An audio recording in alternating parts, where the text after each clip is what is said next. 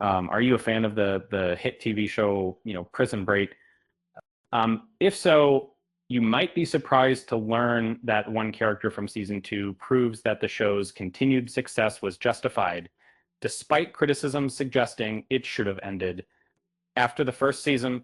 And while the show didn't quite reach the peak of its initial season, uh, some fans speculated that it would have been more effective as a miniseries rather than prolonging narrative unnecessarily. Um, very do This approach might have ensured Prison Break retained an untarnished reputation for exceptional storytelling. However, it turns out that several of Prison Break's most outstanding episodes were actually from its second season, which is often underappreciated, despite the fact that the later seasons of Prison Break received unfavorable reviews. The exceptional storytelling found in season two should not be overlooked. It's understandable and perhaps accurate to say that it reached its zenith too soon. But the early episodes are not the only ones worth revisiting, and the demise of Prison Break was likely due to declining writing quality and a dwindling cast. Yet season two contained some truly magical storytelling moments, and much of this can be attributed to one particular character. Prison Break continuing after season one gave us.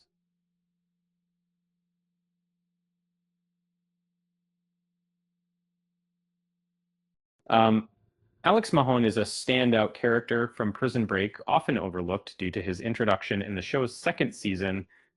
Played by William Fichtner, he became an excellent counterpoint for the later episodes, serving as a formidable antagonist. He was an experienced FBI agent with a track record in high profile manhunts. But what truly set him apart was his intellect that matched Michael Schofield's to significant degrees. So in his Mahone joined the scene in season two after Michael and his companions had successfully escaped from prison. Mahone rapidly emerged as one of the most notable characters in the show's cast, not solely due to Fichtner's powerful portrayal, but also because of the thoughtful crafting of his character through writing, distancing, writing, um, even with the intense drama that characterized Prison Break, Mahone stood out as a character that viewers could empathize with and comprehend easily. This made him an ideal anti-hero, as even after the first season's efforts to garner audience support for Michael, Mahone's interactions swiftly reminded viewers that he was breaking law and warranted capture. Uh, Prison Break's Schofield versus Mahone cat and mouse game made season two worth it.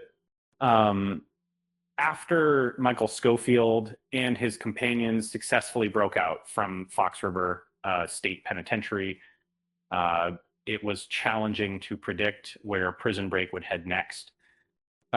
It's reasonable to assume that the show might not have lasted for long without the intense conflict between Schofield and Mahone serving as a catalyst to keep it going. Uh, Although they didn't interact much in the early episodes, their storylines were intricately connected, giving the impression that Mahone was always lurking behind Schofield. When Alex Mahone failed to reappear in season five of Prison Break, it swiftly became evident that his presence had been the secret sauce that kept the show engaging. Mahone served as an ideal counterpoint to Schofield's character, a man who held the law sacrosanct, yet found his long held convictions to be disturbingly simplistic and their shades gray. Uh, his absence made it clear that Prison Break was running low on the energy needed to sustain itself for much longer. Prison Break did run for too long, but season 2 wasn't the problem. It's often said that Prison Break went on for too long, but it's unfair to blame season 2 for ruining the series. In fact, this season contained some of Prison Break's most memorable moments. Uh, it changed the formula by focusing on the characters rather than the prison setting, uh, demonstrating that these characters were the essence of the story.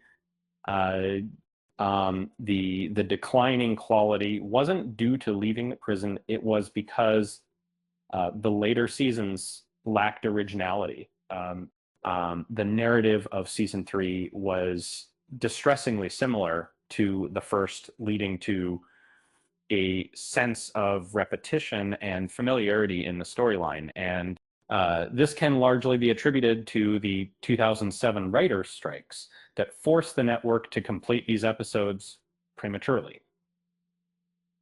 However, it's challenging to justify the transformation Prison Break underwent in its 4th season. Instead of staying true to its original creative essence, it morphed into a routine police procedural, deviating significantly from the engaging thriller it initially was. So the next time you're binge watching